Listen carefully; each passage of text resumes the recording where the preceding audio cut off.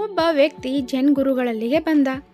ಗುರುಜಿ, ಬದುಕಿನ ಯಾವ ಜಂಜಾಟಗಳು ನನ್ನನ್ನು ತಾಕಬಾರದು, ಯಾವ ಖುಷಿಯೂ ನನ್ನ ತಲೆಗೇರಬಾರದು. ಸದಾಕಾಲ ಸಮಚಿತ್ತದಿಂದ ಬದುಕಬೇಕೆಂದರೆ ಏನು ಮಾಡಬೇಕು ಎಂದು ಕೇಳಿಕೊಂಡ. ಆಗ ಜೈನ್ ಗುರು ಹೇಳಿದ, ತುಂಬ ಸುಲಭ. ಒಂದೇ ಒಂದು ಮಂತ್ರವನ್ನು ನೀನು ಸದಾ ನೆನಪಿನಲ್ಲಿಟ್ಟುಕೊಂಡರೆ ಸಾಕು ಎಂದರು. ಅದಕ್ಕೆ ಆ ವ್ಯಕ್ತಿ ಹೇಳುತ್ತಾನೆ, ಸಮಚಿತ್ತ ಗಳಿಸುವುದು ಅಷ್ಟೊಂದು ಸುಲಭವೇ?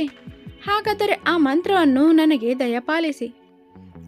ಗುರುಗಳು ಹೇಳುತ್ತಾರೆ, ಆ ಮಂತ್ರ ಏನೆಂದರೆ ಈ ಕ್ಷಣ ಶಾಶ್ವತವಲ್ಲ ಎನ್ನುತ್ತಾರೆ ಜೈನ್ ಗುರು. ಅದಕ್ಕೆ ಆ ವ್ಯಕ್ತಿ ಕೇಳುತ್ತಾನೆ, ಹಾಗೆಂದರೆ ಏನು ಗುರುಗಳೇ? ಗುರುಗಳು ಹೇಳುತ್ತಾರೆ, ಈ ವಾಕ್ಯಕ್ಕೆ ಎಂಥ ಶಕ್ತಿ ಇದೆ ಗೊತ್ತೇ? ಸಂತೋಷದಲ್ಲಿರುವವನಿಗೆ ಎಚ್ಚರಿಕೆಯನ್ನು, ದುಃಖದಲ್ಲಿರುವವನಿಗೆ ಸಮಾಧಾನವನ್ನು ಕೊಡುವ ಏಕೈಕ ವಾಕ್ಯ ಇದು. ನೀನು ಸುಖದ ಸುಪ್ಪತ್ತಿಗೆಯಲ್ಲಿದ್ದಾಗ ಈ ವಾಕ್ಯವನ್ನು ಮರೆಯಬೇಡ, ಏಕೆಂದರೆ ಸಂತೋಷ ಶಾಶ್ವತವಲ್ಲ. ಕಷ್ಟದಲ್ಲಿದ್ದಾಗ ಈ ಮಾತನ್ನು ನೆನಪು ಮಾಡಿಕೊ. ಯಾಕೆ ಗೊತ್ತೇ? ನಿನ್ನ ಕಷ್ಟಗಳೂ ಸಹ ಕ್ಷಣಿಕವಾದವು. ಎಲ್ಲ ಸಮಸ್ಯೆಗೂ ಪರಿಹಾರವಿರುತ್ತದೆ. ಸಮಚಿತ್ತದ ಬದುಕಿಗೆ ಇದಕ್ಕಿಂತ ಬೇರೆ ಪಾಠ ಬೇಕೇ ನಿನಗೆ? ಬದುಕೇ ಕ್ಷಣಿಕ ಎಂದ ಮೇಲೆ ಕಷ್ಟ ಸುಖಗಳು ಶಾಶ್ವತವೇ?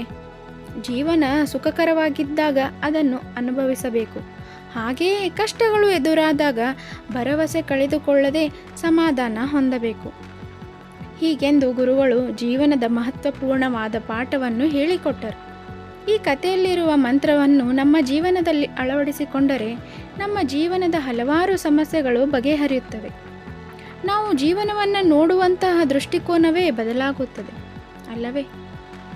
ಈ ವಿಡಿಯೋ ಇಷ್ಟವಾದಲ್ಲಿ ಲೈಕ್ ಮಾಡಿ ಹಾಗೂ ಎಲ್ಲರಿಗೂ ಶೇರ್ ಮಾಡಿ.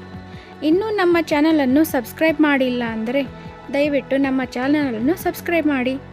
ಧನ್ಯವಾದಗಳು.